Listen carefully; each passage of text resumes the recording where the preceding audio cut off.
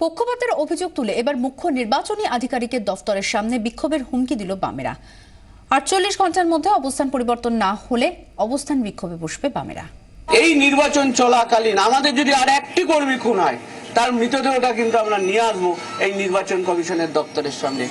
গত সপ্তাহে চাপ বাড়িয়েছিল তৃণমূল, এবার নির্বাচন কমিশনের উপর চাপ বাড়ালো বামেরা। বামেদের অভিযোগ, তৃণমূলকে তুষ্ট করতে রাজ্যের শাসক দলের হয়ে কাজ করছেন অতিরিক্ত মুখ্য নির্বাচনী আধিকারিক। পক্ষপাত দুষ্ট তো বটেই, বললাম তো যে আমাদের চিঠি একটাও রেফার করছে না। মুকুল রায়, মাননীয় মুখ্যমন্ত্রী, তারা যেভাবে ইসিআই এর অর্ডারকে, ডাইরেক্টিভসকে ফ্লাউট করছে ওপেন মিটিংয়ে দাঁড়িয়ে, সেইগুলি সম্পর্কে কোনো ব্যবস্থা গ্রহণ করা হচ্ছে না। উল্টো আমরা দেখলাম যে মুকুল রায় এবং সুব্রত বক্সি তারা একটা অভিযোগ করার সাথে সাথে আইন শৃঙ্খলার প্রশ্নে চিঠি পাঠিয়ে দিলেন স্টেট গভর্নমেন্ট। বাম নেতৃত্বের অভিযোগ, বেশ কয়েকটি জায়গায় সুষ্ঠু নির্বাচনের পরিবেশ নেই, আক্রান্ত হচ্ছেন বিরোধী দলের কর্মীরা, ভোটারদের নিরাপত্তাও সুনিশ্চিত নয়। সেই সব জায়গায় শাসক দলের হয়ে কাজ করে চলেছে পুলিশ প্রশাসন। শাসক দলের শীর্ষ নেতৃত্ব বারবার লঙ্ঘন করছেন আদর্শ আচরণবিধি। এই অবস্থা দাঁড়িয়ে কমিশনের হস্তক্ষেপ দাবি করেছে বাম নেতৃত্ব।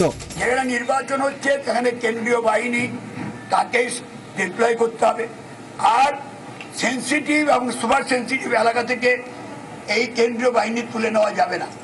শুক্রবার পর্যন্ত কমিশনকে সময় দিয়ে এসেছে বাম নেতৃত্ব।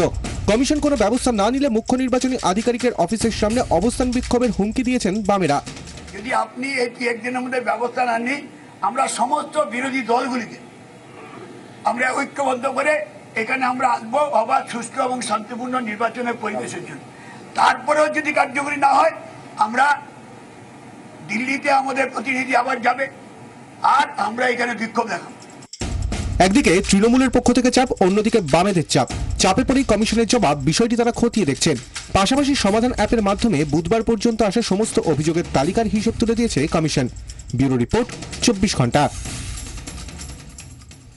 বিধানসভা নির্বাচনের বাকি আর মাত্র হাতে গোনা কয়েকটা দিন, বাড়ছে উত্তেজনার পারদ এবং প্রচারে ব্যস্ত ডান বাম সব পক্ষই। এই মুহূর্তে আমরা সরাসরি চলে যাব কসবা হালতুতে। সেখানে এই মুহূর্তে প্রচারে ব্যস্ত রয়েছেন যাদবপুর কেন্দ্রের বাম প্রার্থী সুজন চক্রবর্তী এবং তার সঙ্গে রয়েছেন আমাদের প্রতিনিধি কমলাক্ষ ভট্টাচার্য। কমলাক্ষ, কি ছবি ধরা পড়ছে প্রচারে?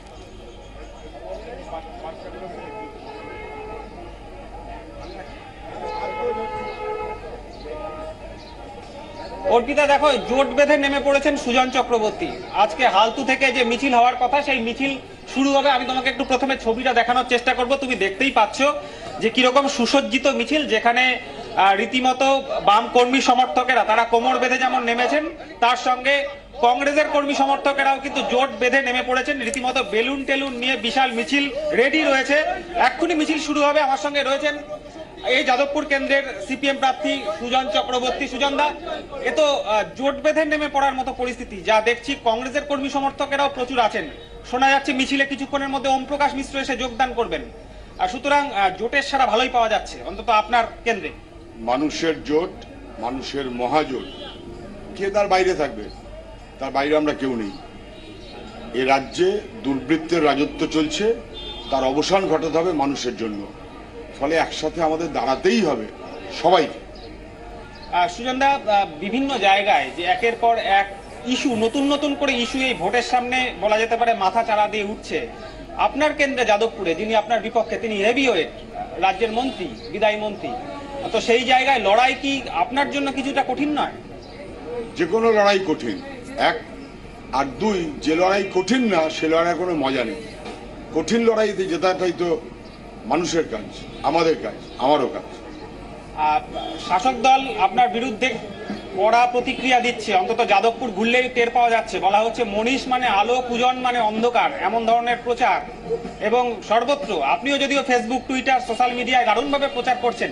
প্রচারে এগিয়ে কারা, কি মনে হচ্ছে অন্তত দেখে, ছবি দেখে? প্রচারে এগিয়ে মানুষ, প্রচারে এগিয়ে মানুষ। মানুষ কেউ বোকা না, মানুষ সব বুঝছে। এবং মানুষ মুখে মুখে যে কথাটা চালু করে দিয়েছে, মনীষে আলো, সুজনে অন্ধকার, মনীষে চোরেদের আলো, মনীষের চোরেদের আলো। মাঝখানে একটা ঢুকে যাচ্ছে ধর্ষক, প্রতারক, তোলাবাজ, তাদের জন্য নিরাপদ মনীষ, মানুষ নিচ্ছে। তাদের জন্য বিপদ সুজন, তাদের জন্য আমরা বিপদের কারণ হতে পারি। অর্পিতা, মিছিল শুরু হয়ে গিয়েছে, তুমি দেখতেই পাচ্ছ হালতু বাজার থেকে এই মুহূর্তে মিছিল শুরু হয়েছে। এই মিছিল এগোবে নাজির বাগান পর্যন্ত, যে মিছিলে রীতিমতো জোট বেঁধে লড়াইয়ের অঙ্গীকার নিয়েই কিন্তু প্রায় কয়েকশো মানুষ আমরা দেখছি এই বাজারের মধ্যে দিয়ে পরিক্রমা করছেন সুজন চক্রবর্তীর হয়ে প্রচারে।